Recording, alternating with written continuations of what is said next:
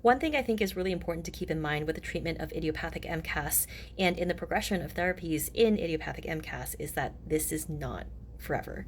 Hi, I'm Dr. Joyce Knief, and I'm a naturopathic doctor. I treat a lot of complex illnesses like MCAS and SIBO and other sort of alphabet soup type of things. So I have a process that I move through when I'm treating someone with idiopathic MCAS, which means they developed MCAS, mast cell activation syndrome-like symptoms later on in life without this being like a genetic sort of thing.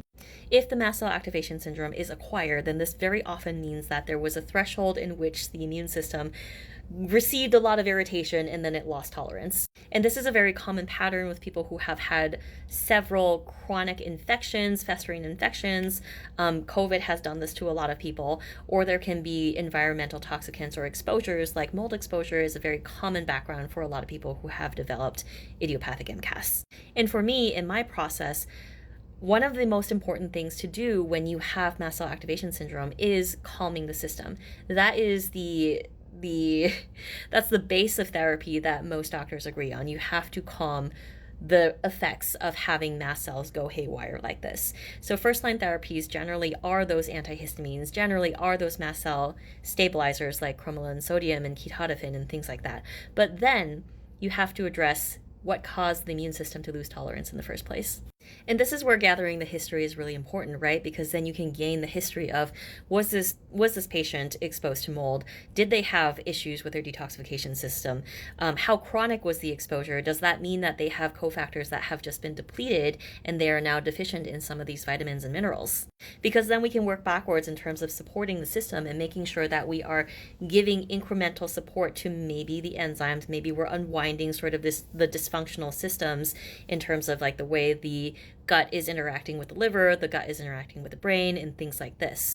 If there's chronic infections that's going on, either viral or bacterial, then what we can do is implement therapies that are actually addressing those chronic infections. And once this is all done, basically what we're doing is trying to lower that bucket, that threshold of stuff that the immune system is then reacting to. And in that way, we can encourage the immune system to further regulate and go back to sort of the baseline that, or at least close to the baseline that it used to be at.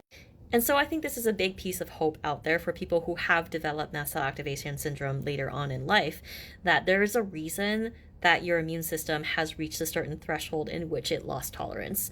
And there is a way to decrease the bucket of stuff that your immune system is dealing with so that it can regain tolerance. There are some other nuances to treatment here because sometimes the immune system is really good at holding a grudge and there are other ways that we can try to get it to forget its grudge. But in general, if you can lower the amount of irritants in your system to the immune system, once you have your symptoms calmed down and you have a little bit more of that cushion of being able to play with what you tolerate and don't tolerate, and being able to address this from the root cause standpoint of, hey, what can I do to decrease my load? A lot of things can reverse in this way, and it won't be for forever. So hope that gives you hope. Thanks.